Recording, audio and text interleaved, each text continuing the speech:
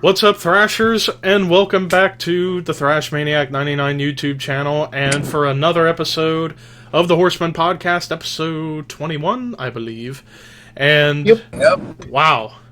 After the success of the last episode, the 1 year anniversary live Q&A, we are back in full force a couple weeks afterwards, with back to the old format of discussion, and pre-recorded, and, master editing. But anyways, so for today we are doing top 10 folk metal albums, a genre, one of the few metal subgenres I am the least familiar with. But I'm not alone with this task. I have the typical three with me. The guy who usually takes up the spotlight if there was more than the four of us. Please welcome Ricky, a.k.a. Horror Master. Hello. Who doesn't really lag that much anymore, which is impressive. He's been upgraded. Right above him, our favorite woman from Germany, Hannah Klein. Hello, and let's drink some meat and listen to some fiddles and accordions. And then last and certainly not least, the man right above me who continues to haunt me in my everyday life. From Portugal, Artur Felipe Castana.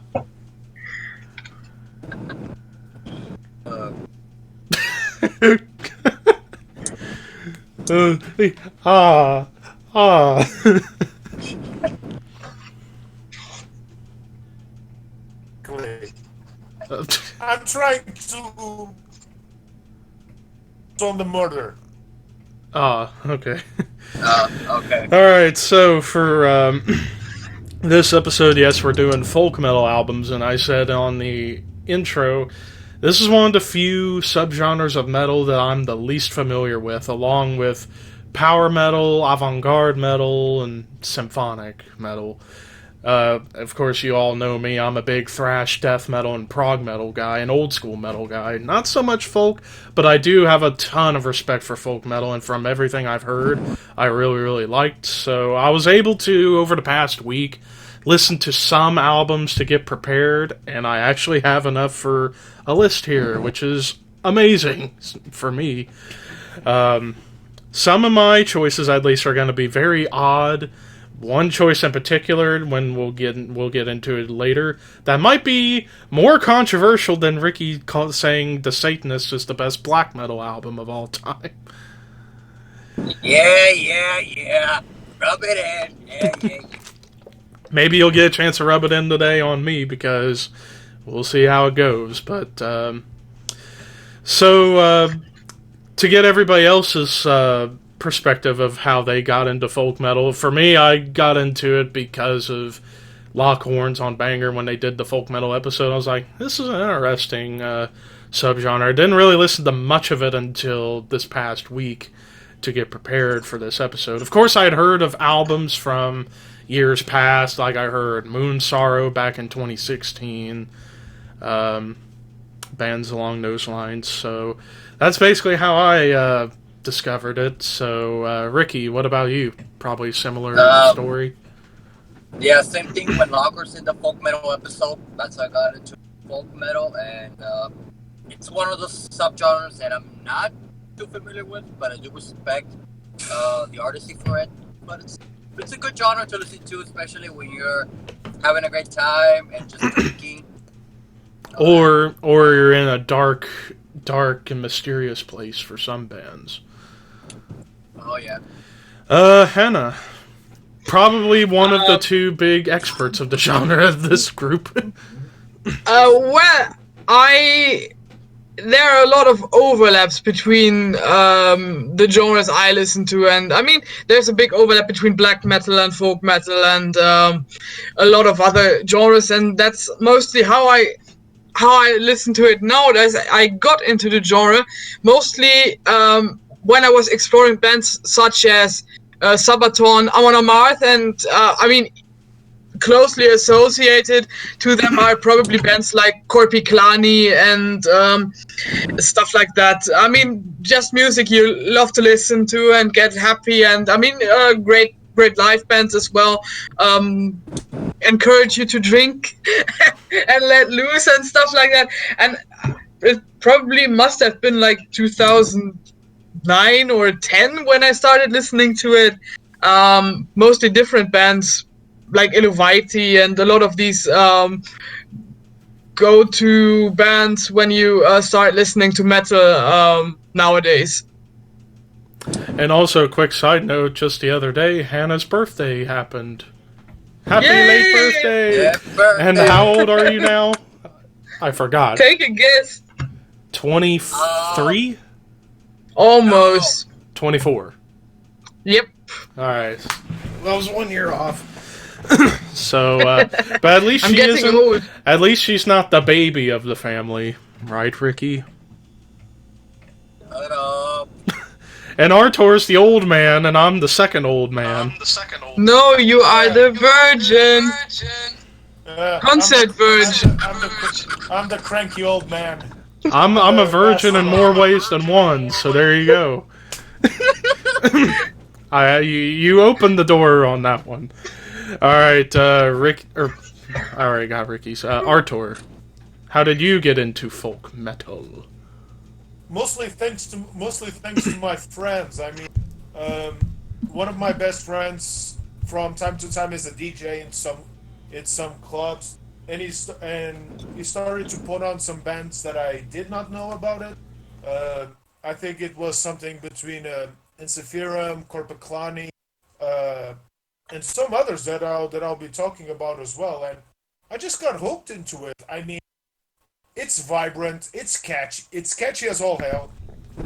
You just wanna party around with friends, and I mean, I've been to some bands shows. I mean, it's a party in every sense of the word. You just wanna grab a horn, fill it up with mead, starting to drinking it, and just enjoy. I mean, if you want a music genre where it's just drinking and having the best of times, it's folk.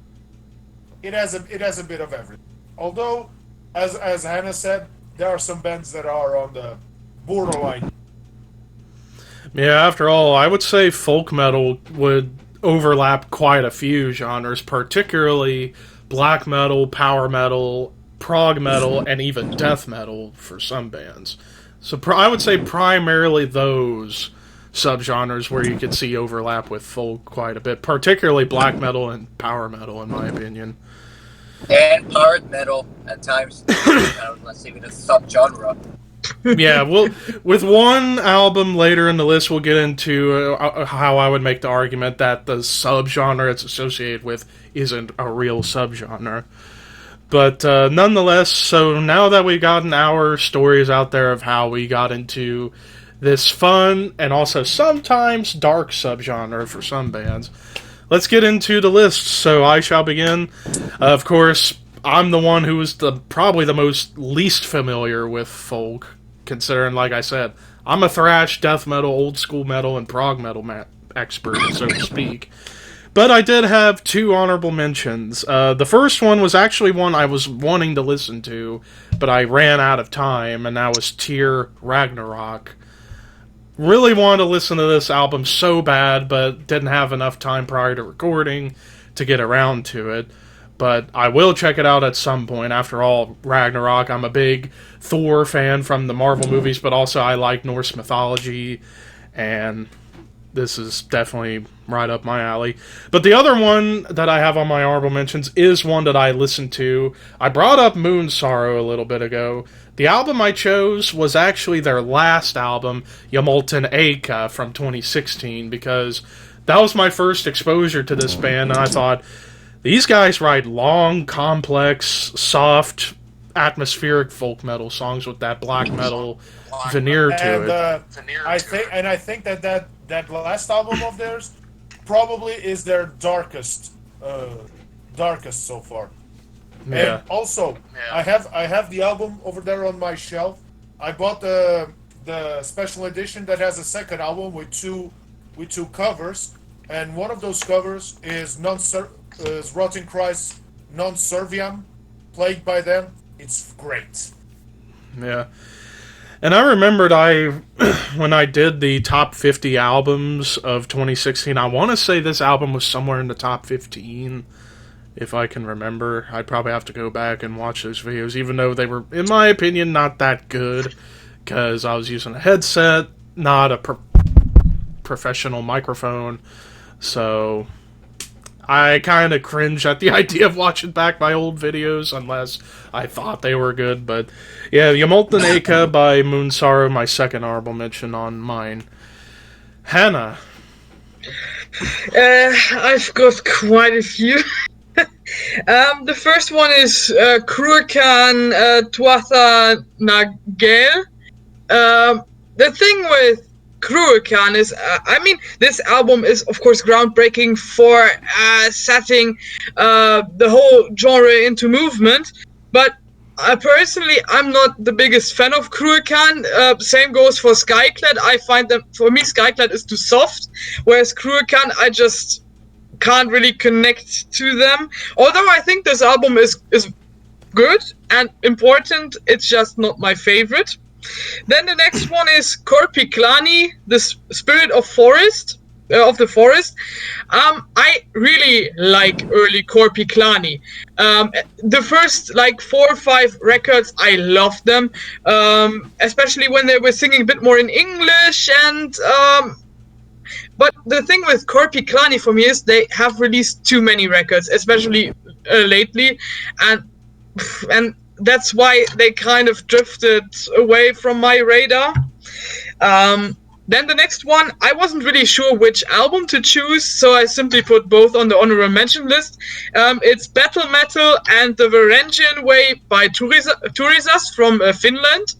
I think after that, the music kind of turned to shit, but these 2 records are great, and I still highly respect them. I just wasn't sure which one I liked better, so... And there are more Finnish bands, and I think better Finnish bands than Turisas. Then the next one is a Finnish band as well. It's Moonsorrow with Voimasta ja kunniasta. I think it's the second record, and for me, I like the darkness on this record, but still the folky elements. It's one of the earlier works and a bit raw. I prefer it over the later works. And with Killin' Pasta, I got my favorite Moonsorrow song on there, so I had to mention it. Then next, Skullmelt, Björn Loka.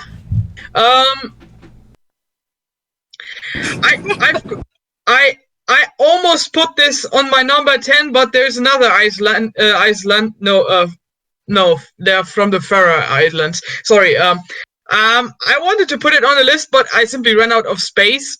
And for me, Skullmold, at least with the later developments, they have moved more towards rock than metal, or at least in my opinion. I've seen them this summer at Grasspop. I love them.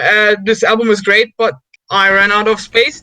And then the last record on my honorable mention list is Tenga Cavalry's Suniso Cavalry. I love what they did with the Mongolian sound, and it reminds me of Genghis Khan galloping through the deserts and mountains and conquering everything. I think it's great, the way they incorporate Mongolian instruments. And throat singing. But then again, I think they have the same problem as Korpiklani, and that is they have released too many records in a too short amount of time, and that's why they kind of slipped my radar. I really wanted to have something from Mongolia on here. I almost put the Who, their new record, the Gareg, on here, which was only released a few weeks ago, but it's been too recent, so that's why I settled down for Tenga Cavalry. And now I've rented too long. Alright, while Artur says his, I will be right back. But Artur, you may ascend to the throne for now. I have a total of 6, and I would have liked to go to 7, but one of the honorable mentions, Hannah already spoiled, Björn Loka from Skullmold. I mean, out of the newer folk metal bands that have been coming out, Skalmold is the one that, despite not singing in English, they sing in Icelandic, but you just feel the rhythm, you just feel the song, and all that you wanted to do is to start sounding like la la la la, even though if you don't understand. I mean, Born Loca is one of them. I have Skyclad on my honorable mentions simply because it was with them and Kruachan that all the folk metal movement started, and I have their first album, The Wayward Sons of Mother Earth. I have a Dutch, not Dutch German, but Dutch, the Netherlands. Heidevolk. Heidevolk. Heidvolk, yes, I love those guys, and I've saw them live. Their energy is so great, and They're great. And I have their album Woodenhurst on there. Especially it's when they have their most recognizable song Vulgaris Magistralis, which is It's so funny. which is basically a cover from a Dutch pop song. But I was at Hellfest 2016 and I saw these guys live. Everyone was starting to say, "Ik ben Vulgaris Magistralis. Yeah, that of the Turisas albums, I chose the Varagian Way. I mean, it's their heaviest, it's their most epic to me. Yeah, Battle Metal was good, but I preferred the Varagian Way. Now, I have two that might be considered controversial on that borderline area. Winter Sun's Time. I mean, Winter Sun, some people can describe it as folk metal because of some of the legends that they speak of, even though they don't have that much use of the more classic folk instruments like accordions, bagpipes, and others. But Winter Sun's Time, it does have a very special place, and I think that Time is a great representative of that. And the other one, and I don't know if Hannah will kill me for this, but Summoning's Minas Morgul. I mean, I've seen some sites putting in Summoning as folk metal, which I think it's a bit crazy, but once you get a herd of it, I mean, it kind of gets in that borderline area.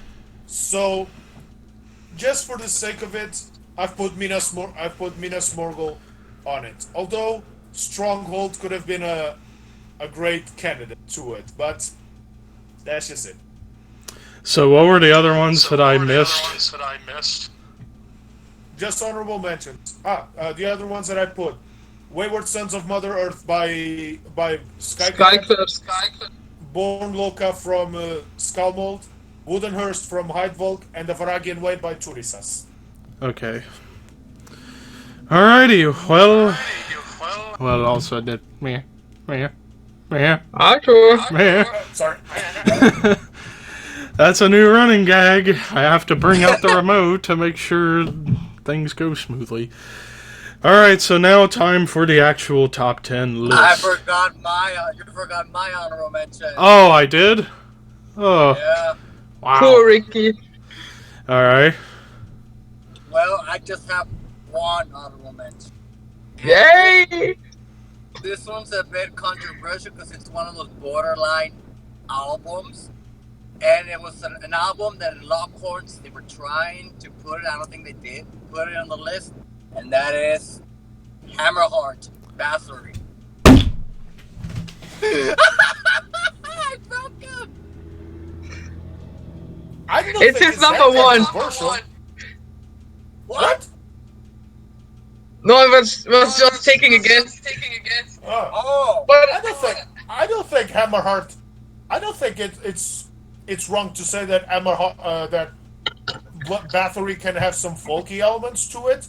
I can easily put Hammerheart, Blood on Ice as borderline folk metal, and even Twilight of the Gods too. I almost put it on my list, but Levi, I think that you just broke Levi. If I'm not mistaken, by his reaction, that's his number one, the controversial one. That's what I said. Yeah. Okay. Damn you, Ricky! Ohio's going to evade Texas. I want to cry now. Oh, I don't know how I'm going to recover from that now. I think you can get him in the AC/DC episode easily. Maybe. I don't know, but... Oh, god damn it. Well, one murder for me. No, Probably it's none gonna... of us is innocent anymore. Oh my god. I want to cry. Because, yes, that is my number one, Hammerheart. Yeah, I was right! I'll go more in depth about it when we come to that point, but son of a bitch.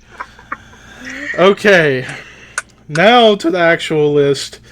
It doesn't get any better from here, I swear. For me, at least. If What's only... your number 10, Levi? Okay, my number 10 to kick things off. Well, Artur, you're wearing the shirt. Orphanland, Mabul, the story of the three sons of seven. You just spoiled, or let me do my little bit of the bubbly Chris Jericho.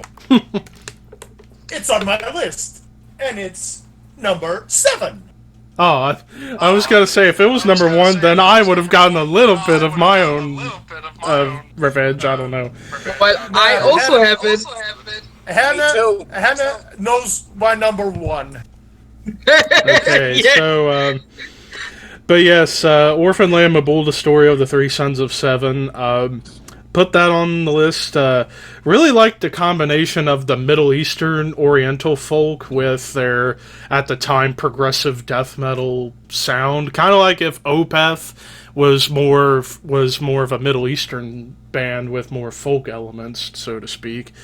I also love the addition of the female vocals on this album too. Plus some catchy sing-along melodies, especially on Nora El Nora. That beginning, and the music video was really cool too. So, not too much to say other than really good album. I really like that fusion of Oriental folk and prog death metal. Just out of curiosity, her name is Shlomit Levi, the vocalist. She usually accompanies Orphaned Land on their tours, but I don't know why she never goes out of the Middle East. I've seen Orphaned Land several times over, and I've never seen her in Europe. But in Middle East, in Israel, Turkey, and all the places that they also go in the Middle East, she usually accompanies them. I don't know why she never came to Europe. I'll have to ask Kobe for it. Probably. But yeah, that's my number 10, Mabul by Orphaned Land. Ricky. My number 10, and I don't know if I'm gonna pronounce this right, but I think Hannah knows the name of the album, so I'm just gonna try my best. It's Magni Blondinoli Magneti by Falkenbach. I've got that as well! I mean, like I said, I'm not too familiar with folk metal, but this album to me, it's about, there's a song, I don't know which one it was, talks about Odin, which I really like. I don't know if it's Odin or Thor. I don't remember. Wait. I think you know which one, right? I don't know if it talks about Odin or talks about Thor, but again, I like the album because of that mythology that it has, the atmosphere it brings. It's just a great album, and it's one of those bands that I don't know much about, so that's why it's at the very bottom of the list, which I'm trying to learn more on the band. Their whole discography is great. Yeah, but that's my number 10, Falkenbach. Artur. Let me see if I can do them justice. My friends, I stand before you to tell the truth most dire. There was a traitor in our midst who had to fight the captain's ire. Hailstorm's Black Sails at Midnight. I mean, you want to get a band who emphasize what folk metal is about, which is basically turning the whole show into a goddamn party. It's Hailstorm. And Black Sails at Midnight is basically, it's from 2009, and arguably is their more recognizable album, mostly because of that song, Keyhold. Also with some other great songs like the famous Old Spice, Wolves at the Sea, which is a cover, and even Leviathan too. But if there's one band that emphasizes what folk metal is about, it's Hailstorm. I mean, yeah, parody with Chris Bowes always throwing all these massive gags around, but it's great. And I mean, if you haven't seen Hailstorm live, I sure as hell recommend you to do so. But word to the wise: never stay in the first 3 rows.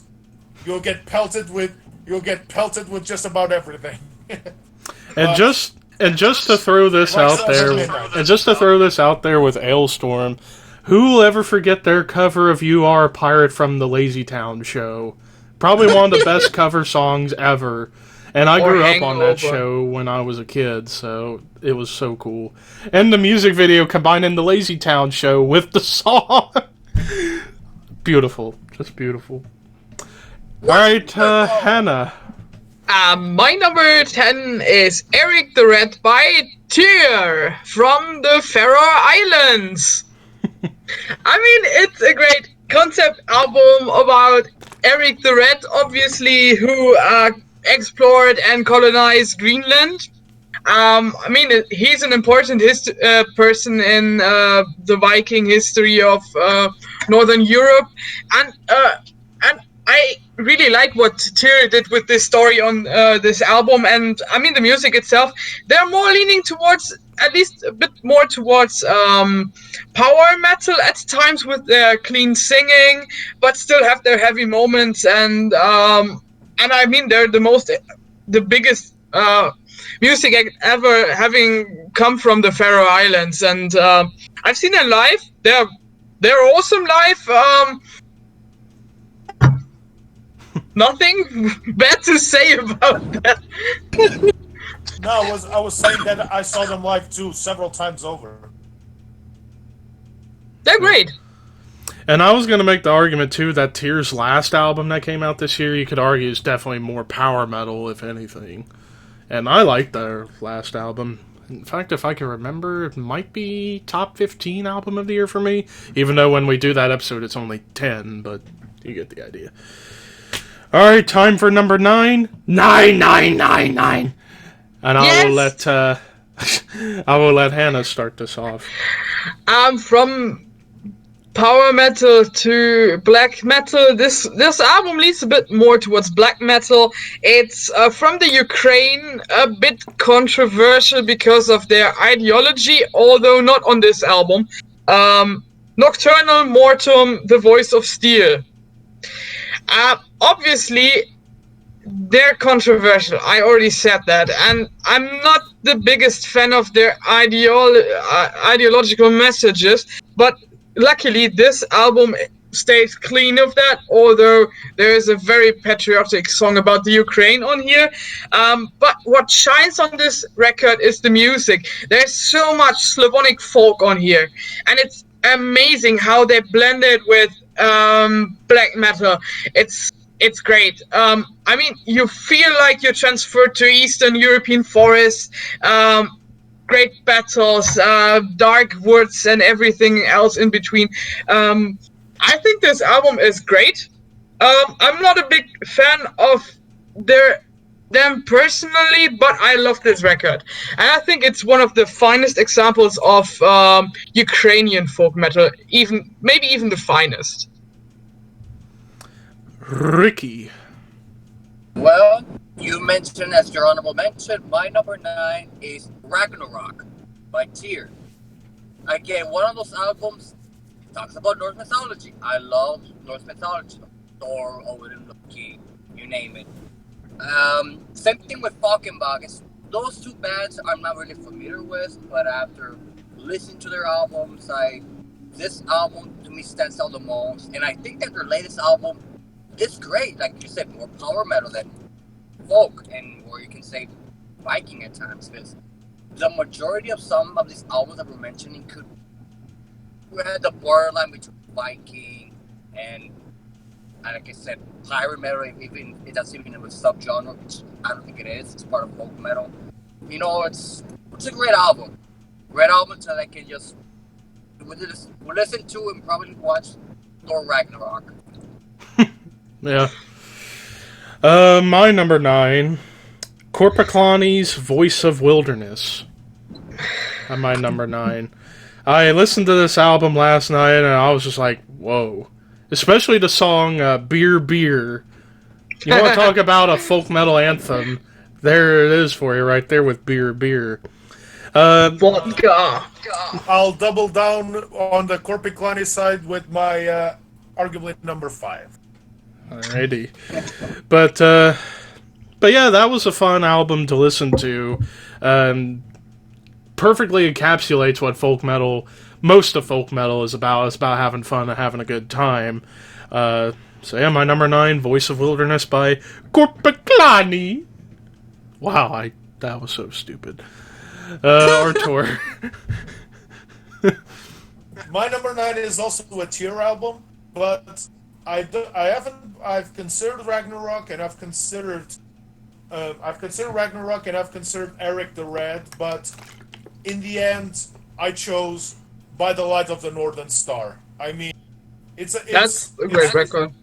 It tends also to go more in the more power metal area, but what's great about 2009's By the Light of the Northern Star is the fact that they are combining not just their own songs like Trondor I Go To, which I have absolutely no idea what it is, but all the other songs which are considered some of their best, like Ride, By the Sword in My Hand is an anthem wherever you hear, and if you check them live, it's one of the songs that they play the most.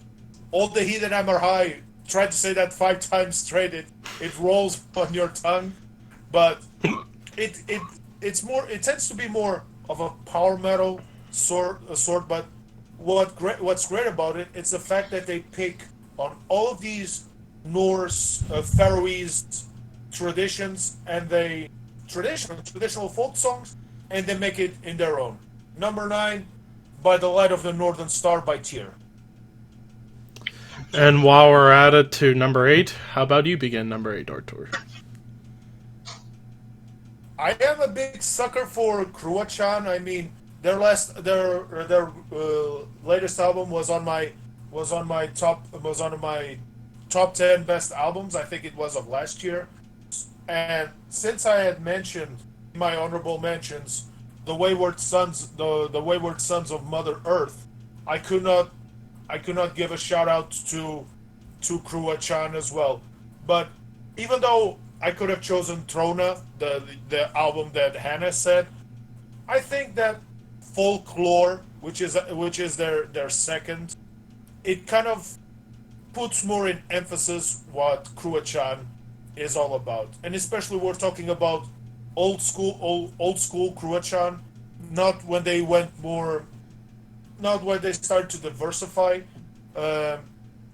throughout, but Folklore is just like Trua, just like Wayward Sons. It's a great album. So my number 8, Folklore by Kruachan.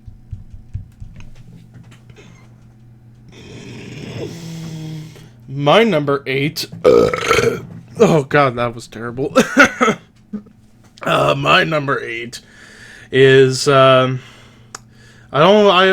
thinking this band's probably going to be on most of you guys' lists. Elivette's Selenia at number 8 for me. It's on my list. Oh, I think I broke Artur a bit. It's my number 8 as well. No, it's my number 3. Close, but no cigar. Don't worry, I'll get him. I hope you do. But yeah, Selenia by Levi. Listen to this album last night, and now this is one example of folk metal that I really enjoy, which is that fusion of death metal and folk metal with more melody attached, kind of like as if you took At the Gates and made them more folky to some extent. Was how I would describe Levi. Also, Swiss band, home of one of our mutual favorites, Celtic Frost. So there's obviously a little kinship there as far as fellow countrymen and women. I just really love how the melodic death metal fusion works, and there's another band on my list that kind of shares that similar veneer that we'll get into later. I'm sure they'll be on our list pretty much, but we'll come to that bridge when we get to it. But Selenia Levi, my number 8. Hannah. Well, I have 2 albums on my number 8. One of them also is Slania by Levi. And what I love about this record is, that it features so many different instruments, like the hurdy-gurdy, pipes, flutes, mandolins, and all sorts of traditional instruments usually not associated with metal. And of course, it's the first Levi album featuring Anna Murphy on vocals, and I think that Anna Murphy contributed a great many to the appeal of Levi, and a lot of songs on here are still played live by them and are the big hits. So it had to be on the list. I really like it. Besides that, I was thinking about Helvetios and Everything Remains as It Never Was, but then again, the most iconic for me is Slania, and that's why it's here. And the second album is also by kind of a gateway band when it comes to folk metal, and that's Germany's Equilibrium with Sagas. For me, it's their best record. No, my reaction is because I totally forgot Equilibrium. Oh no! For me, it's their best record. It's it kind of marks the transition from black metal towards a more folkier route, but on this record they retain lots of black metal elements still. I think there are many of serious songs with lots of great lyrics on there. And then you have this kind of songs that invite you to drink, and I think there's a great mixture on here, and at times it gets very epic. And I'm German. I'm a sucker for the lyrics, especially Der Sängers Fluch, which is kind of an adaptation of a German poet called Uhland. I forgot his first name. Sorry. But I love every song on here. Wish they would release something like that again, but I don't think so. Forgot to mention, considering that Equilibrium probably pulled off one thing that I thought impossible. Skyrim's Dovahkiin song is epic as it is, but they even made a cover of the Dovahkiin song, which is even more epic than the original. Yeah. Ricky. My number 8, and this is an album that I think whenever you're drinking, having a good time, perfect with, and that is Ensiferum Victory Songs. Damn it! That's my number 4. 7. And my number 2. You were close, but no cigar again. Still close, but no. It's just a fun album to listen to. Just by the first 2 songs that play, I'm like, oh, I'm gonna have a great time with this album. I can imagine myself drinking and just dancing and all that. Like that. It's just a great album to listen to. Alright, while we're at it, Ricky, you begin number 7. My number 7 is, this is an odd one that I never thought I would put, and that is all the way from Latvia, Skyforder Kurbats.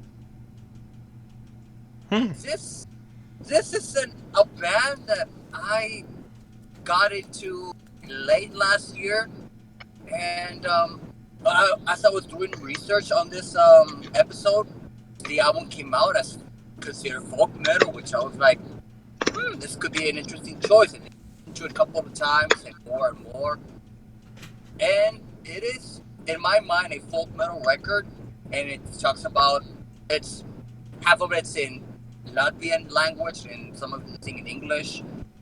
It's about their mythology, which, right, even though I can't understand half of it since I don't speak Latvian, which I think is kind of Russian. If I'm mistaken, I'm sorry. If I'm sorry, I don't know Latvia. I just think it's around mixed with Russian language, I think. Yeah, I think it borders Russia, I believe. Yeah. But yeah, it's a great album. Skyforger, good vibes. Alright, man.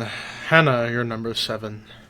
I've got 2 albums by Ensiferum on here, and that's Iron and Victory Song. I just couldn't decide which one, so I simply picked both for the matter of it.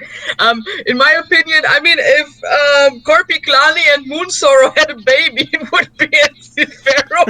And I think for me, I mean, Corpi Klani can get a bit too merry at times, whereas Moon Sorrow at times is a bit too melancholic, and I think Ensiferum is just a perfect mixture of both, and that's why I picked them over the other 2 bands, and I think they've released some great and epic songs that invite you to party, but aren't too obviously party-friendly like Corpi Klani at times.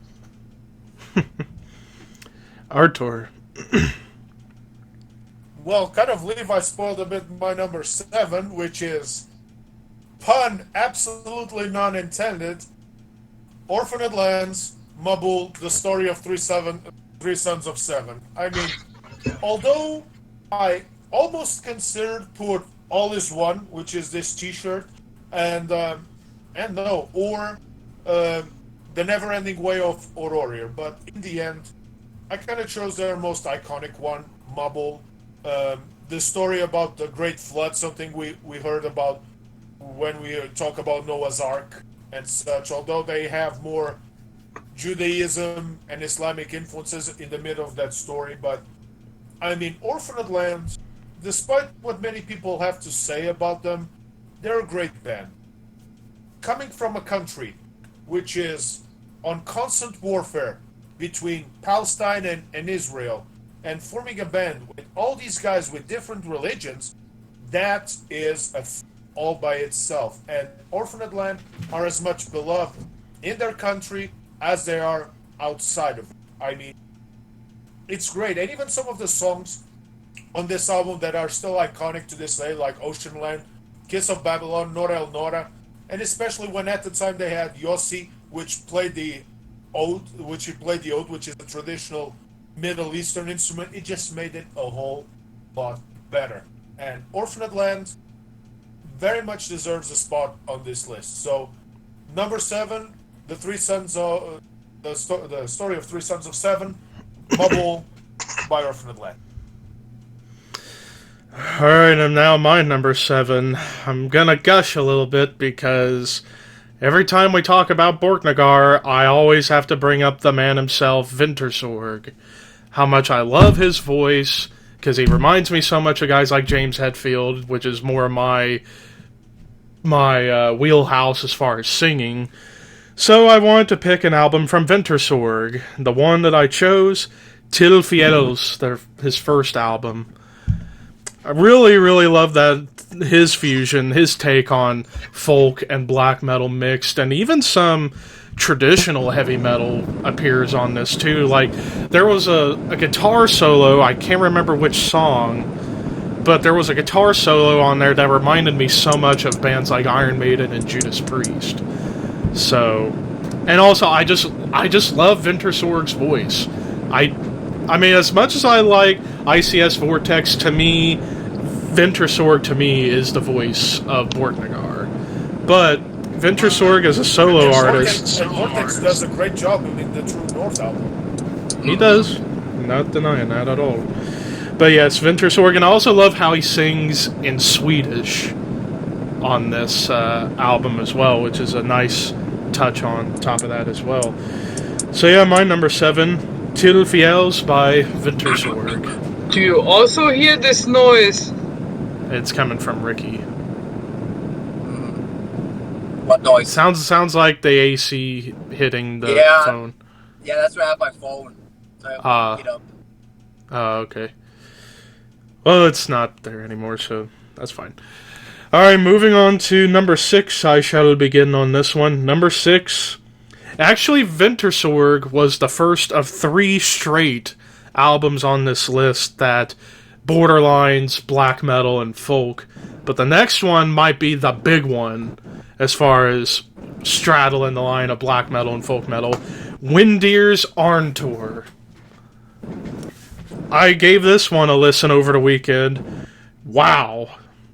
For a band from Norway, which, as far as I know, there's not very many folk metal bands that come from Norway, so this is kind of a interesting statement here with Windir's Artur, and I love how Valfar goes from the typical black metal shriek to a really good clean voice, so you could definitely tell he was inspired by vocalists like Korthon as far as combining the clean stuff and the shrieks. And I also like how a good chunk of this album sang in Norwegian as well, which is really cool. And I love the concept of doing the open and the closing songs, the beginning and the end, like you're telling a story. And then again, folk metal, kind of similar to prog, tells stories. So that's another point I was making earlier about how it could straddle prog at times because of the concept aspect of it. And that's my number 6, Windir's Artur. Ricky. My number 6, and it's a personal favorite of mine, Mago de Oz, Finisterra. Which Finisterra, to me, when I heard that album, I think of Fiesta, which is party in English. It's about having a great time. And the flute, I've never, there's an album that almost has the flute, but this album with just something to the album that I never thought in a million years the flute can be used in metal, which it does perfectly. And I remember listening to this album when I was like probably 12, and they speak in Spanish, but they're from Spain. It's just, I had to put it there. Number 6, Mago de Oz. Alright, Artur. In a way, I kind of gave a bit my praises to the Norse, to the Israelis, and I cannot make a folk metal chart without giving some love to our Slavic brothers. I have to put an Arkona album here in this list. So I go with Goy Rod Goy. Oh no! I mean, Goy Rod Goy is a tribute to the Slavic gods. I mean, it's like Ricky said. You have Mago de Oz, who sings mostly in Spanish.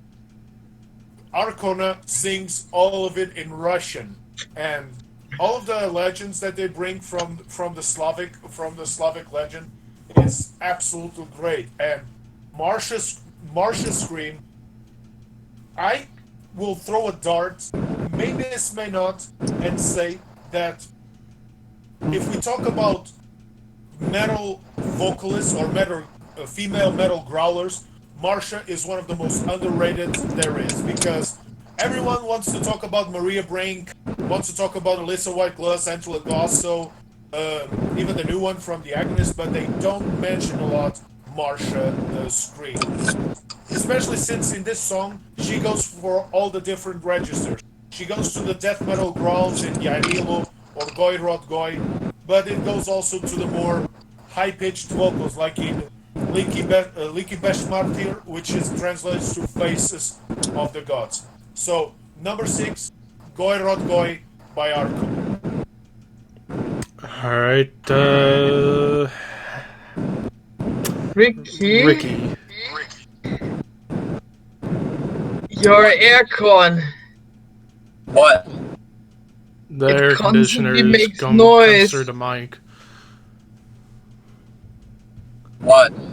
Testing. And is it working? Yeah. It's better now. All right, Okay. Ricky, you're number 6. I already did my number 6. Oh, you already. I'm missing. All right, then Hannah. My number 6 has been spoiled by Ricky. And it's Falkenbach's Magni Bladin or Megintiri. I mean, I love Falkenbach. I think they're one of the earliest bands to incorporate folk elements into their music, starting in '89. And I mean, they've always been more of a black metal band, but then again, you can't deny their folkloric influences, and I think their style peaked on this record, although in my opinion, the whole discography is great.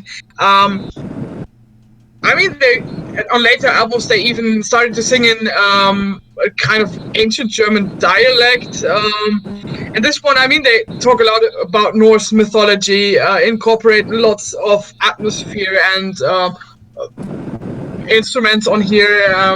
I think it's great. I love every song on here, especially Valhalla, and all the other ones as well. And I think, Ricky, your aircon is going crazy again. Yeah, I know. It's the only way I can keep my phone without it lagging. I mean, it's not the worst thing ever. And Artur just went dark. He's a dark Portuguese madman. Fear of the dark. I'm going rogue. Alright, so now moving on to number 5. Ricky, I will let you begin. Well, my number 5 has been spoiled by almost everybody. Helvete Slania. This was the album that I can say got me to folk metal when Bagger TV did the folk metal episode when they played a little clip. And that blew my mind. I was like, whoa, and death growls with folk elements. It's a match made in heaven. Or hell, if you want to put it into that way. But it's a great album. It's, like I said, I never thought that the flutes used in metal.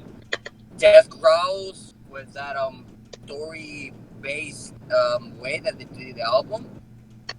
It's a good album. One that I highly recommend if you want to get into folk metal. Oh, Artur has pulled out something. What could it possibly be?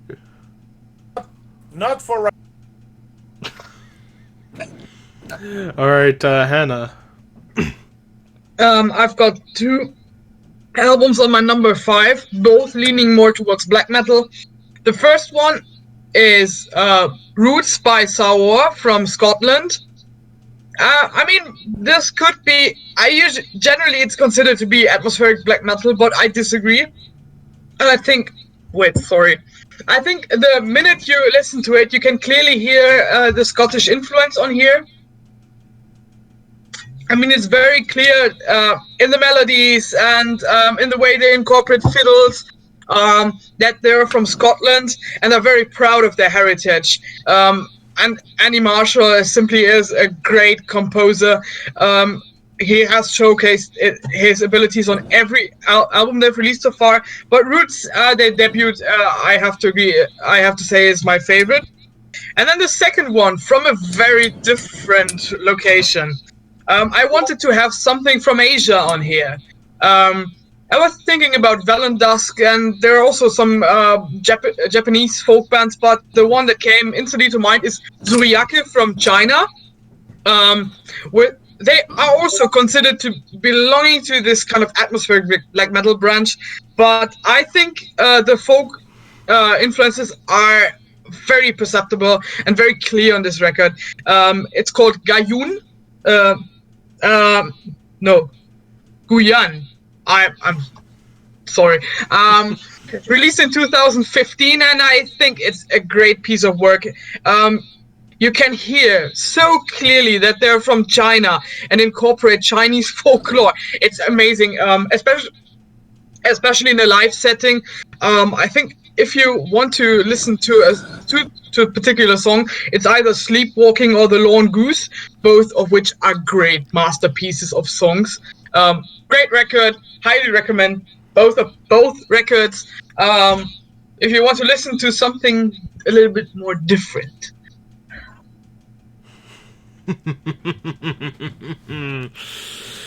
Oh, I might break Artur here. Oh, no, I think I know what it is. My number 5. No! My number 5. Primordial to the Nameless Dead. No! Yes! I got my revenge! I got my revenge!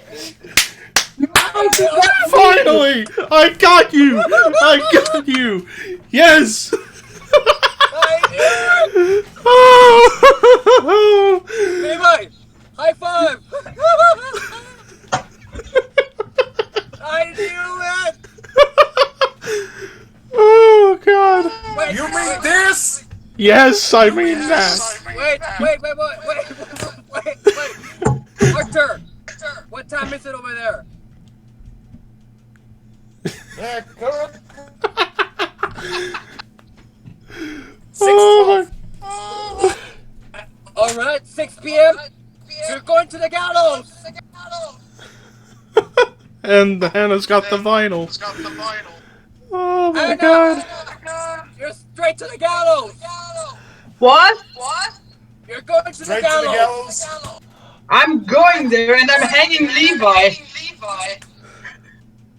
That's If my I'm number going 2! to the gallows, I'm going with their him, and I'm taking some people with me. That's But- my number 2. That's my number 2. Aha! Number 1. It's my number 1. Mine as well. I committed mass murder! Finally! Oh, God. Okay, well, back on track. The whole time, over the past, 10 minutes, I've been trying to contain myself because I realized, wait a minute. I know Artur and Hannah love Primordial. I'm gonna kill them with this. I'm gonna get my revenge, damn it. And you did. Now I don't feel so stupid for earlier now, so there we go. Alright, but anyways, back on track. Holy crap, that was a good moment. That felt so good. But yeah, the third of 3 straight borderlining black metal and folk albums, To the Nameless Dead. You guys kept talking about it so many times in previous episodes, I was like, well, since we are doing a folk albums list, figure I might as well check this out. Wow. You want to talk about some of the darkest folk metal out there, and it's Celtic folk, but folk nonetheless. And I love that combination of the Celtic folk with a little bit of doom and the black metal on top of that. Love the vocal approach on this album. I forget who the vocalist's name is, but I've seen him in many. Avery. I've seen him in many interviews with Bill Zabub, and he's always been such a card. He's such a crack up. But yeah, To the Nameless Dead. You want to talk about epic, but yet dark and at times depressive? To the Nameless Dead, no question. Now I want to get this album for my collection at some point. So there we go. I need to get some albums so much, but I feel like I've lost 20 pounds. Releasing my revenge, my inner demon has been unleashed. It was building and bam! After all the times I've been murdered, I finally got some comeuppance on everyone. Even though Ricky only had his at number 2, but still close enough.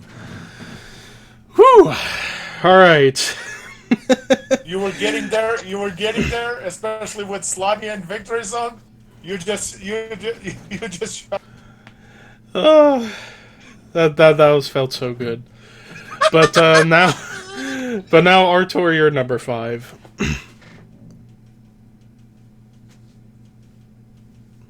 remember when I said to you that I was going to double down on the beer part of Spirits of the Wilderness? Yep.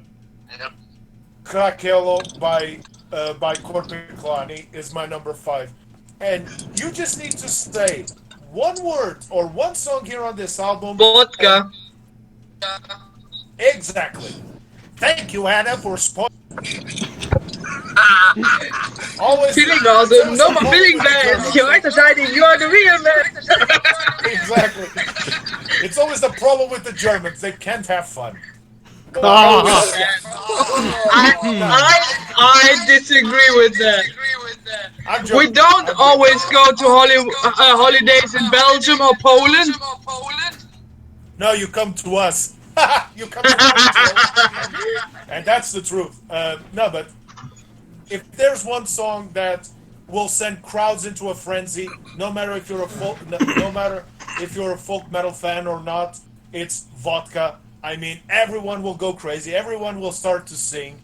Everyone will march or even dance. It's amazing how much Corpiclani can do with songs mostly about drink. It's either vodka, it's either tequila, beer, as Levi said. But it's not the only great song about Craquello. Bring us pints of beer. It's just very short in terms of lyrics, but you just go, bring us pints of beer, and you go, hey, get us a beer. But it's just what Corpiclani means to the genre. Later albums, like Nota and others, that become more melancholic, more progressive in a way. But if you go about in the folk metal genre, you have to talk about Craquello, and even the one that I have here, which is a double album, Corven Kunigas, which has the famous Keep on Galopin song as well. But I would say number 5, Corpiclani's Craquello. And while we're at it, Artur, I'll let you begin number 4. Okay, my number 4 it has been a bit spoiled so long ago. Slanius, Elevati Slanius. I mean, you want to talk about a band that has almost 10 people in the band, but everyone plays their instruments to the fullest. You have the vocalist who plays flutes. You have Hannah Murphy who played the French. Hurdy-gurdy. Exactly. You have one that plays the violin. You have another one that also plays the bagpipes. I mean, it's picking up those traditional folk instruments and make great songs about it, especially talking about all the old gods, especially in songs like Inis Mona and Rose for Epona and such. I mean, it's just amazing how much Elevati has, pun intended, elevated the folk metal genre, especially with songs like those. So number 4, Elevati's Slania. Alrighty, my number 4 was spoiled earlier. Insiphirum Victory Songs. I brought up earlier with when I was bringing up Elevate about how they combine melodeath and folk. Kind of a similar way with Insiphirum, and of course another Finnish band, because after all, Finland's probably the biggest country for this genre. And Victory Songs, I just love the anthemic vibes it gives with certain tracks, and again, keeping that traditional folk metal spirit of like having fun and getting down in a hootenanny in the crowd and grab a partner and swing around with your arms. I've remembered seeing in like Bill Zabub's interview series that he's done, and he had, I believe, like I think he had Insiphirum on one and showed some concert footage, and the guitarist and bass player just went dancing on stage, and then everybody in the crowd followed through. He's not I thought that was cool. He's not lying. And even this is the craziest thing. You would see sometimes in some shows, like a Turisas show, everyone's starting to go in a circle, but not doing a circle pit. They'll just go around, like doing like a bit of a can-can, especially in their Rasputin song. And This I experienced on first hand in the cheer song that I mentioned, All the Hidden High.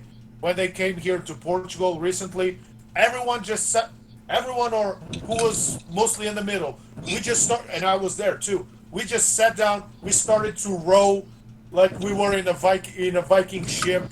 It was amazing. I mean, yeah, you do have sometimes people that go moshing or moshing, crowd surfing and such, but Or doing the Wall it's of Death. exactly. But all those sitting down, rowing, dancing and such, it's a bit what also folk metal is.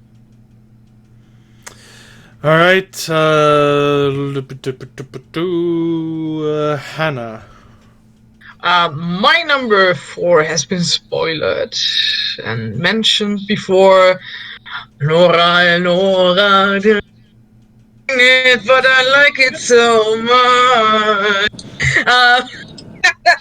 I mean, obviously, Orphan Land is the big player of Oriental folk metal. I mean, there are other bands like Mirath and Odium from Egypt and others that have emerged, most of them quite recently, but the big player obviously is Orphan Land.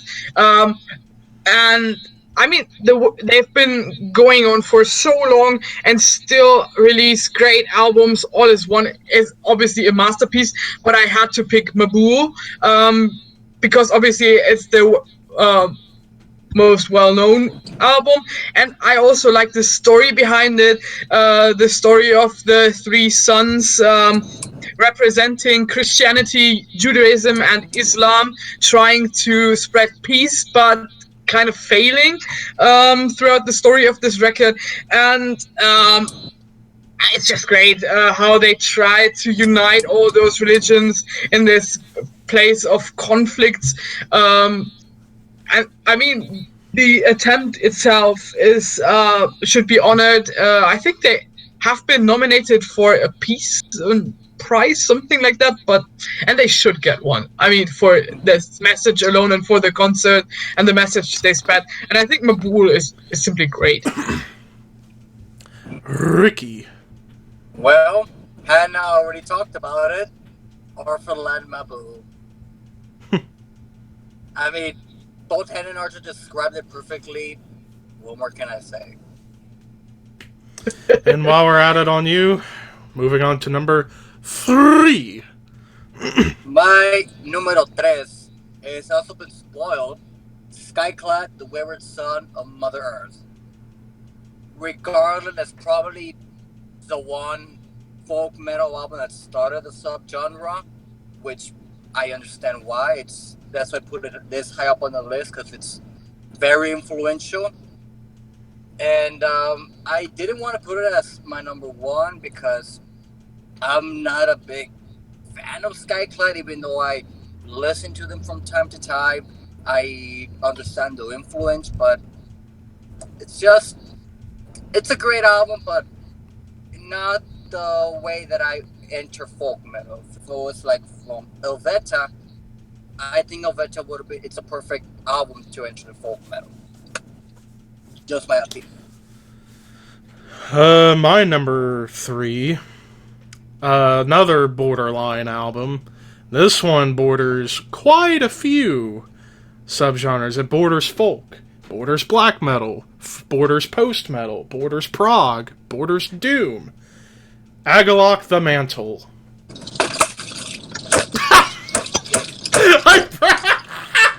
I'm guessing that's his number 1. I got all 3 of you. Yes, I got you all. Oh God. That's my number 1. My revenge, 100% complete. Remember this day. Remember this day. Yes. I thought I wasn't going to be able to top what happened earlier when Ricky brought up Bathory, and that's my number 1. Well, payback's a bitch, motherfucker. In the words of Slayer. But yeah, Agalok the Mantle, I mean, we talk about this album almost every episode, to some extent. I mean, probably the one American band that would fit perfectly in this list. And this is one of those folk metal albums that definitely belongs more on the dark side of the genre. No question. After all, it's very dark, at times very somber, and very heavy and extreme at times, especially on this album with the song I Am the Wooden Doors being probably the most black metal oriented song on this album, with still the folky acoustic guitars in the background. In the Shadow of Our Pale Companion, what more can you say? The Lodge, You Were But a Ghost in My Arms. Amazing tracks, no doubt about it. And coming from a place of the U.S. where you wouldn't think a metal band would come from, Oregon of all places, it's quite remarkable. So, number 3, The Mantle by a.k.a. And they're not hipsters. Nope. Luckily. Can I continue? Yes. Because my number 3 is The Mental as well. Ah!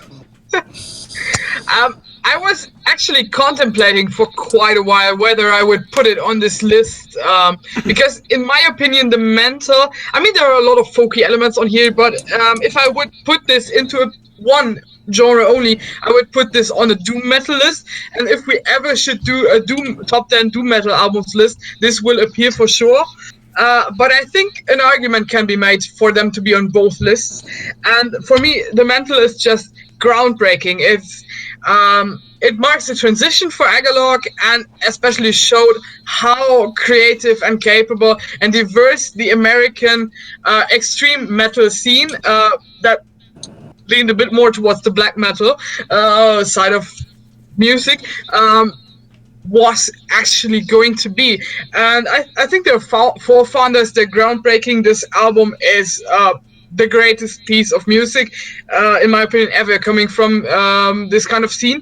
A lot of songs on this record are amazing. Every song. I mean, you've got the mandolin on a Desolation song. Then, of course, in the Shadow of a Pale Companion is simply epic, and the kind of places it visits throughout its almost, what is it, 15 minutes running time. Simply amazing. And it's a shame they split up over this conflict between John Holm and Don Anderson and the rest of them. A shame. And a great loss to the American music scene. Artur. My number 3, I don't know if you can call this controversial or not, but it's also in that borderline area. Although their themes are very much a bit into the folkier aspects, I'm going with Amorphous, and I'm going with Tales of a Thousand Lakes, their first album. I mean, Tales of... Oh boy. It's on Levi's list. No, it's not on my list. The reason I didn't consider Amorphous on here is because I always feel they're more melodic death metal. I know. I consider them too. No problem. As easy I could have put here Amon Amarth's The Crusader, The Avenger, Twilight of the Thunder God, or even my personal favorite album of theirs with Odin on Our Side. But I think that Tales of a Thousand Lakes may not combine what we know today as folk, but if you hear that album in its entirety, with Into Hiding, The Castaway, and all the other aspects, you will feel that they're telling you a story from their ancestors. Although they would not follow the success that Tales of a Thousand Lakes had, they would go more melodeath, or some would say even a bit on a more progressive side. Tales of a Thousand Lakes, it is still a masterpiece. Whether you consider it folk, whether you consider it melodeath, it is a masterpiece. Even Death Doom. Exactly. I mean, hell, you even look at their first record, Carillion Isthmus. That was like straight up Death Doom, and it was amazing. Tales of a Thousand Lakes can be considered that, and so especially the song's first Doom. Exactly. And even And Black that's Winter my- Day, probably their best song in their catalog. And that's my numero tres, Tales of a Thousand Lakes by Morphus. And while we're on you, Artur, why don't we get to you for number 2? You spoiled already my number 2 so long ago. It's Interferum's Victory Songs. I was considering putting Unsung Heroes. I was considering putting Iron, but I can overlook Victory Songs. I mean, some of their great songs are there. One more Magic Potion, which is still sang which is part of their set still to this day. The Wanderer, which probably, if you want to talk about the dark side, of folk metal, Wanderer is maybe a ballad, but it's one that is very considered a dark masterpiece. Even the title track, Victory Songs, it's 11 minutes, but you feel that epic part of the song, especially when you get to the chorus and you just want to say songs in their hands, taking legionary act. You just feel like you want to go there. Also, a bit of a curious fact: it was on Victory Songs that Yari, the former vocalist who was on Iron and on the other album, left the band. Petri, and he later formed Winter Sun, and Petri entered to be the lead vocalist of Interferums. So my number 2, the Victory Songs of Interferum. My number 2. Oh, meh.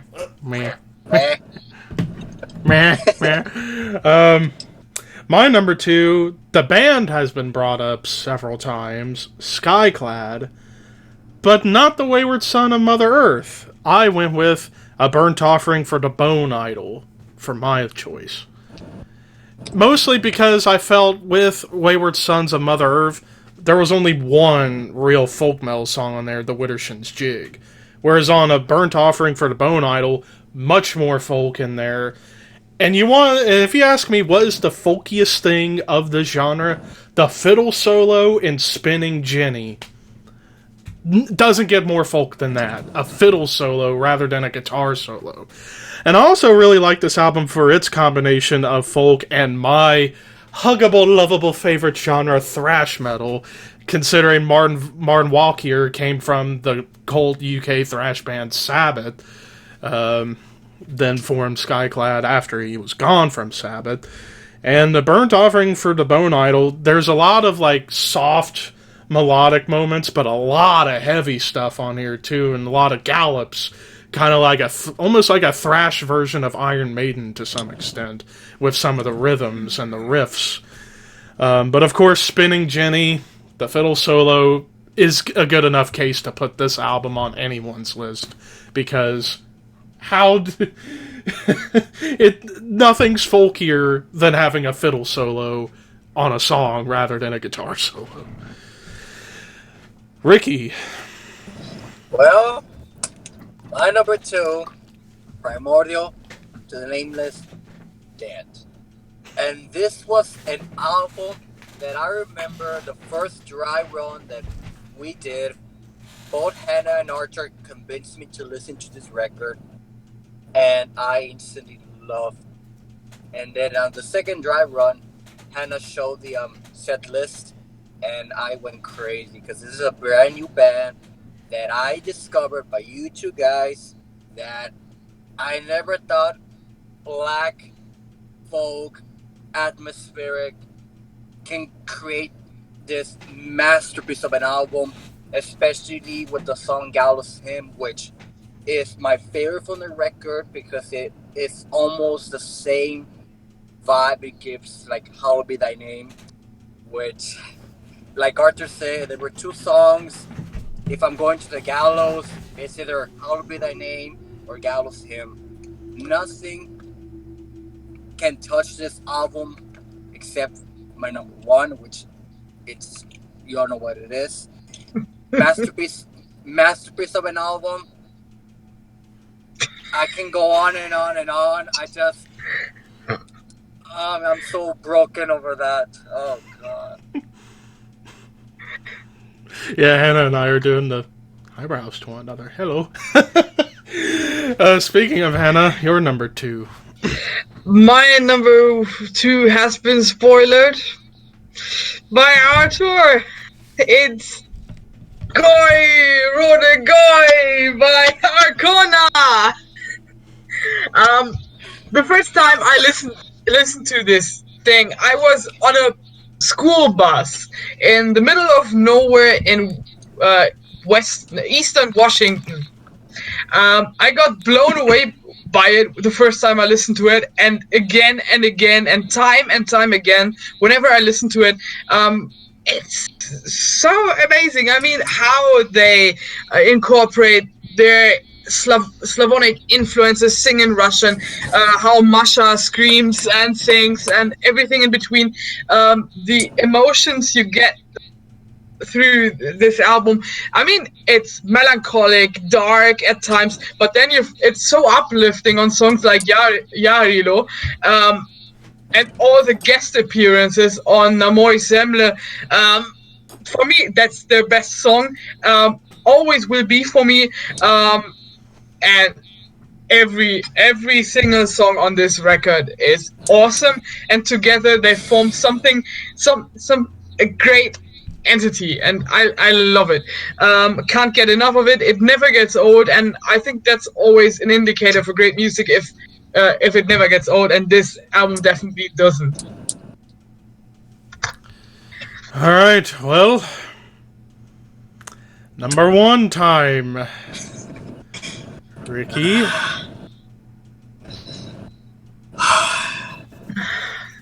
My number 1, The Mantle, Agalok. This is an album that all of us, we can do an entire episode dedicated to. Oh, we could. Very well could, yeah. We could. I suggest half to Primordial, half to Agalok. Yes. I agree. Immediately on board. Yes. There are a couple of albums that we could do it.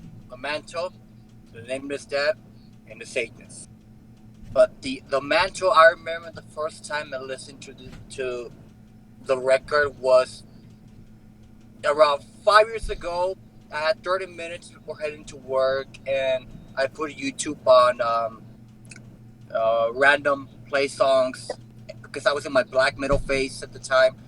And then this song comes out 15 minutes long.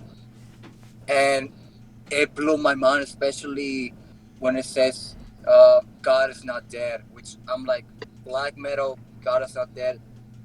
Those are like oil and water. They don't go together. But it changed me for some reason, and then I listened to the album again and again and again and again, to the point that I'm ashamed I don't have it on CD, which I need to get it now. I need to have it on my shelf with my CDs, so I can say I have it physical copy. I mean, I have the digital copy, but not the physical copy. But oh my god, I wasn't prepared for that. I was not prepared for that. But now, Levi, you can finally say you got your revenge on all of us. I could go on. I could go on and on. I'm just gonna shut up. Oh my god. Well, time to get to the next 2 that I killed. Start with Hannah. Sing, sing, sing to the slaves as Rome burns! I mean, this record, like Ricky already said it and Artur already said as well. This album is perfection, pure perfection. Every song is awesome. Together, again, it forms an entity, a masterpiece. And the lyrics on this one are so deep on a lot of songs. I don't know how often I've listened to it. And Alan's voice gets me every single time, sends shivers down my spine, especially when he does it live. One of the greatest live vocalists, and this record is a hell of a piece of an album. I mean, they've released a lot of great records, but this is without doubt the greatest. I mean, probably my favorite 3 songs of this record are As Rome Burns, Heathen Tribes, and Gallows Hymn. Um, can't get enough of it, and I'm rambling. I have to For shut up soon. for for me, it would have to be Empire Falls, Gallows Hymn, and some Rome Burns. I also really like Failure's Burden, especially when he ends with those words, and every man is evil and a liar. That's. Oh my god, I have to listen to this over and over again. I love this line. One of the greatest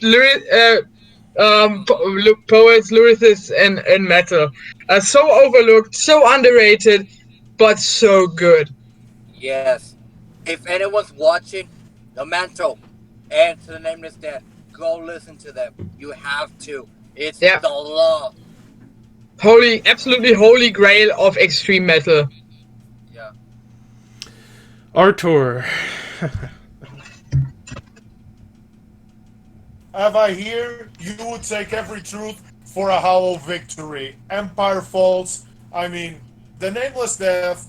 We could spend the rest of the day speaking of The Mantle. We could speak about To the Nameless Death, but I cannot add anything else to it. Just the fact that, and Alan has said this in several interviews, that he never wanted Primordial to be as big as it became, because for them it was just a hobby. But look at that, they created a monster. They created Primordial, who I still think it has one of the greatest discographies of all. I mean, I still listen to this day to Spirit the Heart of Flame, Storm Before the Calm, this masterpiece, Gathering Wilderness, where greater men have fallen as well. And even despite my early aversion to Exile Among the Ruins, I like it very much. But there's nothing more to say, although out of all the songs, I mean, I could stand here and say that all the songs here are great as they are, although I would stand my preference to the first 3, Empire, Gallows, and Rome, and of course the Heathen Tribes. So the number 1 folk metal.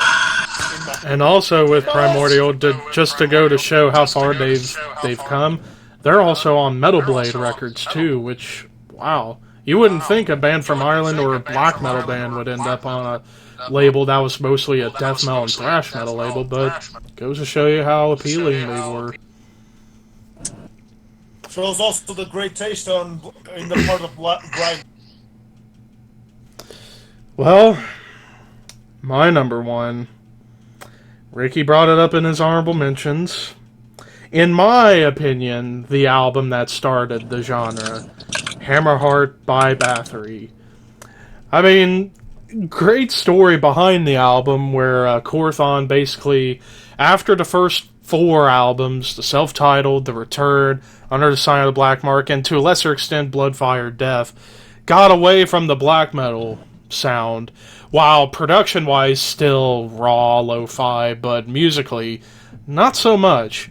You get to Hammerheart in 1990, Korthon pretty much gets rid of the black metal vocals altogether, and you get more clean stuff. And I think, in terms of underrated vocalists on the clean side of things, I think Korthon's one of the most underrated clean vocalists of all time. Like, he's got a good soothing voice to him. And and this kind of goes into what I was alluding to earlier about, like, genres that are supposedly genres, but I feel don't exist. For me, Viking metal is not a genre. It's just a theme. Same thing with Christian metal. To me, those are not real genres. They're just themes. Because Viking metal, most of the bands that fit under that umbrella would belong in either in power metal, black metal, or death metal. There's not really, other than the lyrics, folk too. I mean, and folk metal too. Falconeer, Tyr, Monamart to a certain extent on that list. Yeah. But nonetheless, with Hammerheart, longer songs, definitely more epic. Probably, in my opinion, as far as the balance between darkness and epic, this is a beautiful balance. A lot of good acoustic work. And I keep bringing up Corthon's voice. When you listen to the Song to... Song to Hollow Up High? Yeah, I couldn't remember the full thing. Probably one of the most beautiful songs I have ever heard. And I like singing along to that song. It's just like it sometimes makes you tear up, sometimes it gets your heart pumping, your goosebumps. And then even the final two main tracks, Home of Once Brave, One Road to Asabe. In my opinion, One Road to Asabe, the pinnacle of folk metal as far as a song top to bottom. Home of Once Brave, epic song, even if the closing riff... Not to mention that the original Quorthon idea was to make a double album, which would be Hammerheart and Blood on Ice all in one. Yeah. But and I was gonna say, with even with the song "Home of Once Brave," as great song, even though it's funny how they basically ripped off "For Whom the Bell Tolls" at the end. That final riff, but goes to show you how much Quorthon was into Metallica to an extent, so wanted to carry on that spirit a little bit, kind of like what Nile did with Well of Souls going into the song Unu's Slayer of the Gods. But I mean, for me, this was the start of it all. Without this album, in my opinion, there would be no Skyclad, there would be no Agalloch, there sure as hell wouldn't be Primordial, because if I could compare Primordial to another band, it would be Bathory to some extent, as far as the balance of melancholy and epic. So Hammerheart to me, the start of the genre, and in my opinion, the best. I might be mistaken, but I think that Skyclad and Bathory are contemporaries. They came about. Yeah, you could say Bathory and Skyclad and Cruachan would probably be the first three founding fathers to an extent, even if the roots of each are a little bit different. Well, that was my list, and that does it for this episode. What a memorable episode this was for me. I got my payback on everybody, and it felt so good. But I'm sure people are going to come at me again. It's going to happen. It never fails. And also, no technical difficulties for once. I think this is... Wow. Except for Aircons. Well, I wouldn't... Yeah, but beside the point. So yeah, top 10 folk metal albums, complete. Now, if I can remember the few episodes we got coming up. So next, top 10 Roadrunner Records albums. Gonna be very tough for me because there have been a plethora of amazing albums from a label that has somewhat moved straight away from their roots, because they've had bands like Nickelback on that label and Theory of a Dead Man.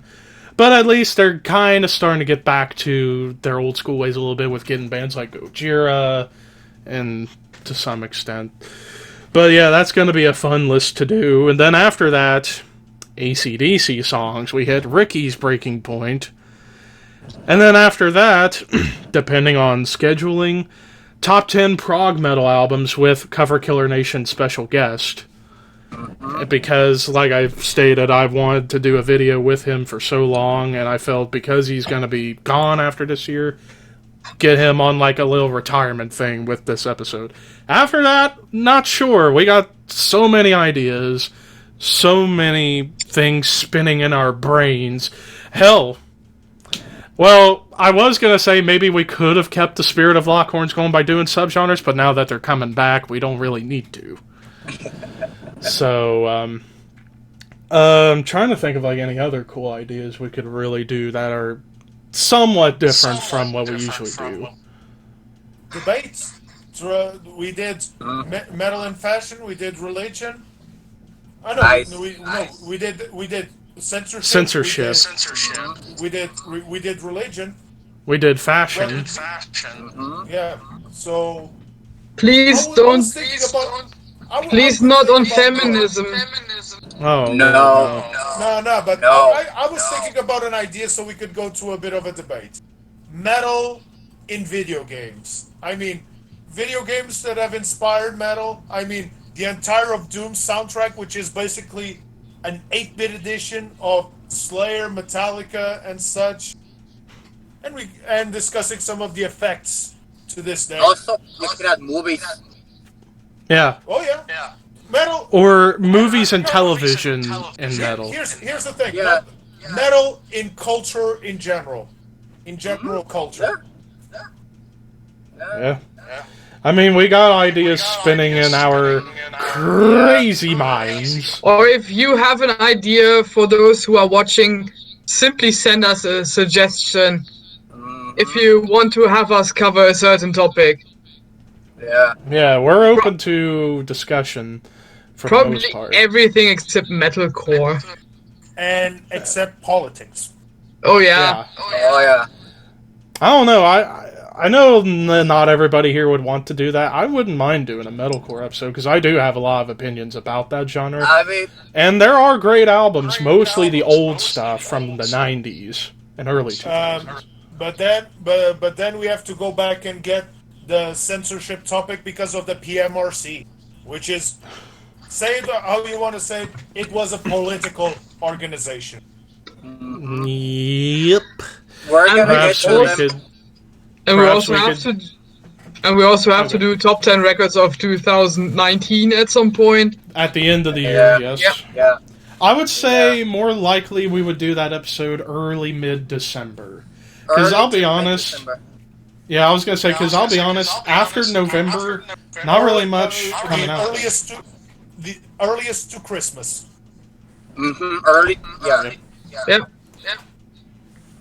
And while we're talking, real quick, while we're on the subject of albums in 2019, considering we got a couple of months to go, out of what's coming out soon, which are you most hyped for? For me, I'm most hyped for Nile, Cattle Decapitation, and perhaps Blind Guardian, out of curiosity. Alcest, for sure. I Fen, I say think. that. Go ahead, Andy. Oh, Go ahead. I mean, Fen just recently announced a new album for early December. But my biggest problem is I pre-order the albums, but I always forget them, and then they simply arrive at one point. So I'm not sure what I pre-ordered. Ricky? Probably Mayhem. That's about it. Artur? I'm guessing that you already said a bit. I mean, I'm looking forward to the new Nile album, since they've gone on a streak of great albums. Blind Guardian, of course. I mean, out of this, I probably am the biggest out of us four. I'm probably the biggest Blind Guardian fan here in this podcast, but I would say that mostly those two. I mean, the other albums that I was excited about, they already came out. I mean, Swallow the Sun, Opeth, Borg Nagar as well. And I'll have a huge decision. Even Candlemass that came out early this year, but I'll definitely have a huge task to see which one becomes number one. Yeah, right now for me, number one's a lock, unless the other stuff coming out tops it. So far, my one that is currently locked is Swallow the Sun. Well, with that being said, thank you guys for watching the premiere stream of this show. If you missed the premiere, you can watch it back in the archives. But yeah, that was episode 21. Episode 22, Top 10 Roadrunner Records albums. That's gonna be so difficult. But anyways, thank you guys for watching, as I got my revenge on this day.